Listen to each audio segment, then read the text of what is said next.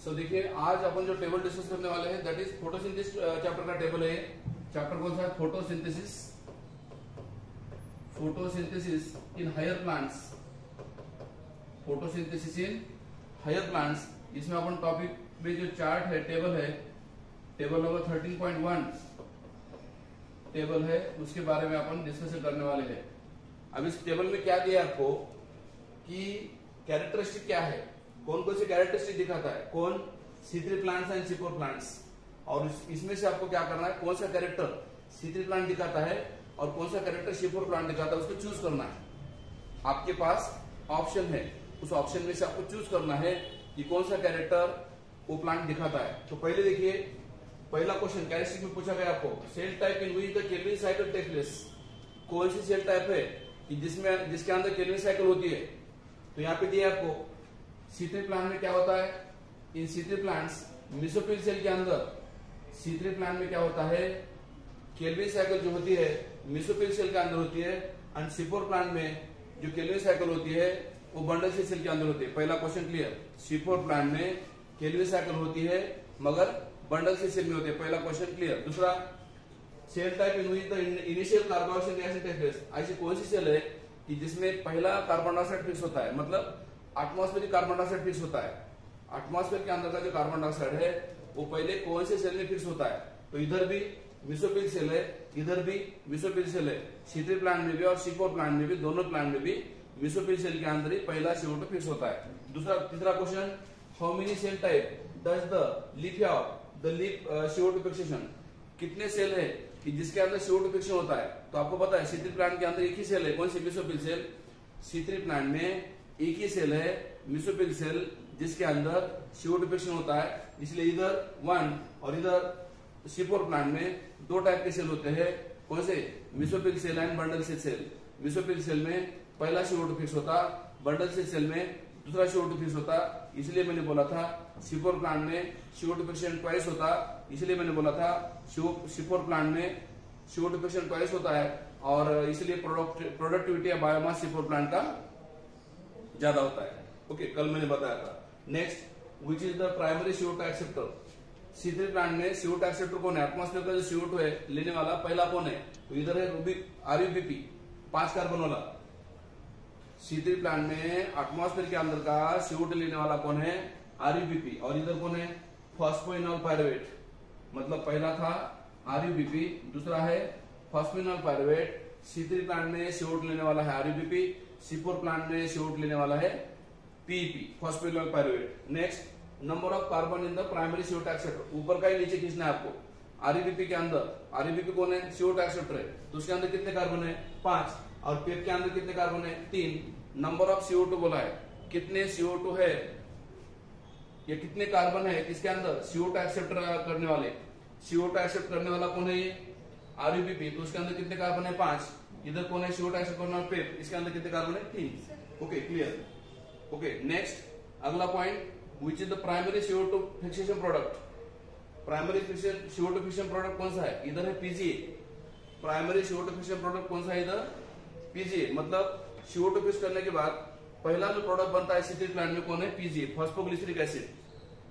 C3 plant में CO2 fix होने के बाद जो पहला प्रोडक्ट बनता है उसका नाम क्या है, PGA। और इधर कौन सा है, C4 प्लांट में 4 कार्बन वाला कौन, ऑक्सैलोएसिटिक एसिड। इसलिए मैंने बोला था इधर 3 कार्बन वाला पहला PGA बनता है, इसलिए इसको C3 पाथवे बोलते हैं। इधर 4 कार्बन वाला बनता है वही ऑक्सैलोएसिटिक एसिड, इसलिए इसको C4 पाथवे बोलते हैं। ठीक है। Next, number of carbon in the primary CO2 fixation product. जो प्राइमरी CO2 फिक्स होने के बाद जो प्रोडक्ट बना उसके अंदर कितने कार्बन थे। तो इधर PGA बना था, PGA के अंदर कितने कार्बन थे, 3, और इधर OA बना था, ऑक्सैलोएसिटिक एसिड बना था, इसके अंदर कितने कार्बन थे, 4। नेक्स्ट, डज द प्लांट है रुबिस्को। रुबिस्को एंजाइम है क्या इस प्लांट में, यस, दोनों में है। C3 प्लांट में भी है और C4 प्लांट में भी है, कौन, रुबिस्को, क्योंकि वो यूनिवर्सल क्या बोलते हैं उसको अपन, ज्यादा मेजोरिटी ऑफ द प्लांट में मिलने वाला प्रोटीन है, एंजाइम है, कौन, रुबिस्को। इसलिए मैंने बोला था C3 पाथवे जो है कॉमन पाथवे है ना, तो रुबिस्को जो होता है सभी पाथवे में कॉमन रहता है मोस्टली। रुबिस्को C3 प्लांट में भी है और C4 प्लांट में प्रेजेंट है।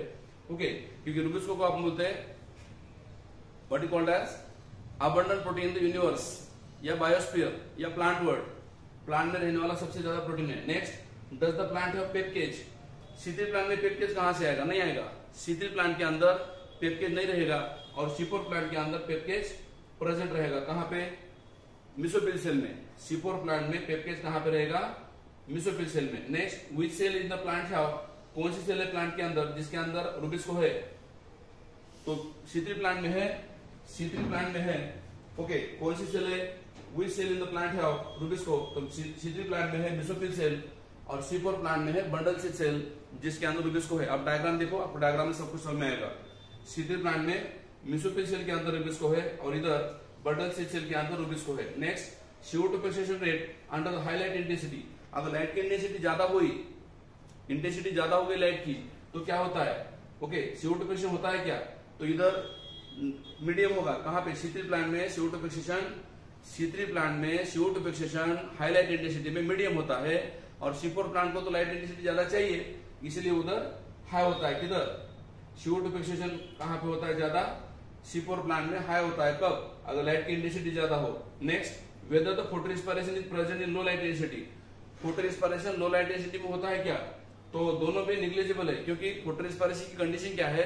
फोटो रेस्पिरेशन के लिए लाइट की इंटेंसिटी ज्यादा चाहिए। तो दोनों प्लांट में अगर इंटेंसिटी कम है तो दोनों प्लांट में क्या है? दोनों प्लांट में क्या होता है? फोटो रेस्पिरेशन जो है लो लाइट इंटेंसिटी निग्लिजिबल होता है, मतलब कम होता है। दोनों प्लांट में भी फोटो रेस्पिरेशन कम होता है, निग्लिजिबल होता है। तो ये पूरा आपको बता दिया मैंने। उसके बाद उसके बाद अगर आप इस चार्ट को ऊपर खींचते हैं, कहां तक हुआ था अपना? Whether photorespiration is present in low light intensity. इधर मैंने बोला था निग्लिजिबल। इधर नेक्स्ट क्वेश्चन पूछा है, whether photorespiration is present at high light intensity. अगर लाइट की इंटेंसिटी ज्यादा हो तो फोटो रेस्पिरेशन होता है क्या? अगर लाइट की इंटेंसिटी ज्यादा हो तो फोटो रेस्पिरेशन ज्यादा होता है क्या? तो इधर होता है। लाइट की इंटेंसिटी ज्यादा होती है। नेक्स्ट क्वेश्चन, ये ऑलरेडी अपन फोटो रेस्पिरेशन का भरे है ना। लो लाइट इंटेंसिटी मैंने क्या बोला था? इधर निग्लिजिबल और इधर मैंने बोला था निग्लिजिबल। दोनों में निग्लिजिबल बोला था। नेक्स्ट क्वेश्चन क्या है? Whether photorespiration is present at high light intensity.